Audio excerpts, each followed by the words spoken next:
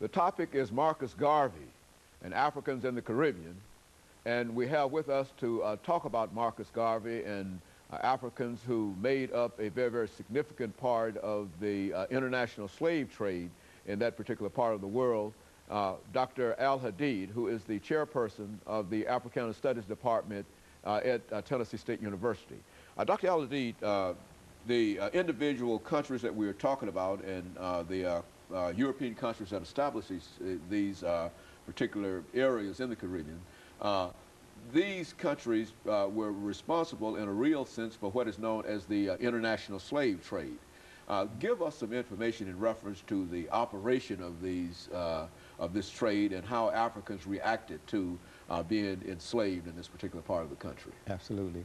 Before we go forward in that direction, let's go back to the continent and see how things unfolded. I want to say something briefly about the Moors in Spain from 711 to 1492, and then when they were pushed out of Spain, and also when the Sudanic Empire, which was the third Sudanic Empire in Songhai, fell.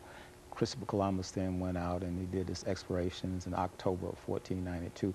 That was the beginning of the Ma'afa, or the Holocaust for African Americans throughout the world.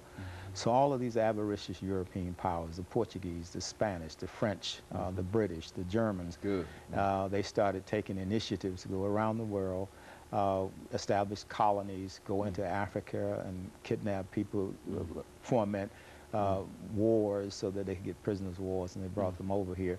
So it created what is known as this period of primitive accumulation. And this is the period that laid the foundation for capitalism as we know it. Now, before, in the beginning of the slave trade, they were just concerned about getting human labor power and then taking that human labor power to the colonists to go into the mines and bring out the gold and the silver and do the agriculture to produce the cotton and the tea and those type of things. And at that particular time, it wasn't not so much a matter of them using an ideology to talk about the inferiority of a people. But once this trade became lucrative, and also once they had the white indentures over here, they had to draw a clear line of demarcation between the white indentures who were enslaved for a specified period of time and the Africans who were enslaved as chattel for life. And so that's where the ideology of racism started to develop. So once slavery created capitalism, and then the ideology of racism started to develop.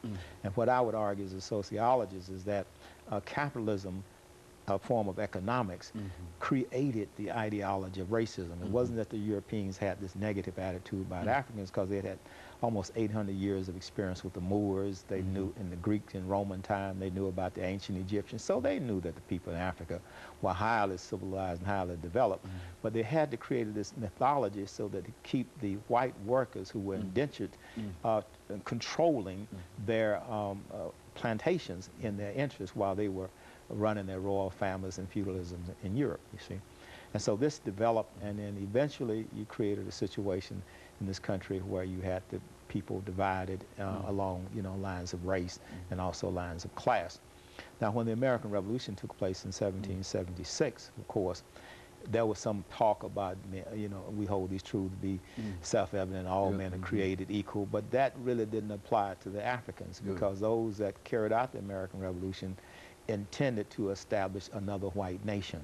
They were not about the business of creating freedom for the chattel slaves. So they kept our people in bondage for almost another 100 years and basically had to fight another civil war in order to bring that resolution about. And so Marcus Garvey, when you think in terms of his career, exactly how would you introduce him into this particular mix of Africans in the Caribbean? I mean, what was distinctive about Garvey that might have separated him perhaps from a Toussaint Louverture or some of the other individuals who played significant roles in African-American history? Absolutely. Garvey, we'd have to start with the Berlin Conference of 1884-85. Now the scramble for African captives had ended.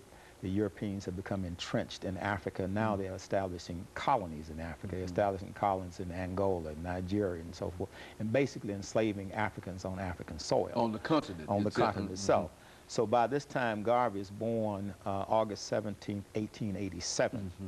and Jamaica is colonized, where he was born in St. Anne's, Jamaica. And so when we look at Garvey, I would see Garvey almost as the reincarnation of a Toussaint Louverture, because Toussaint Louverture, Dessalines, and Boukman carried out the Haitian Revolution in 1804.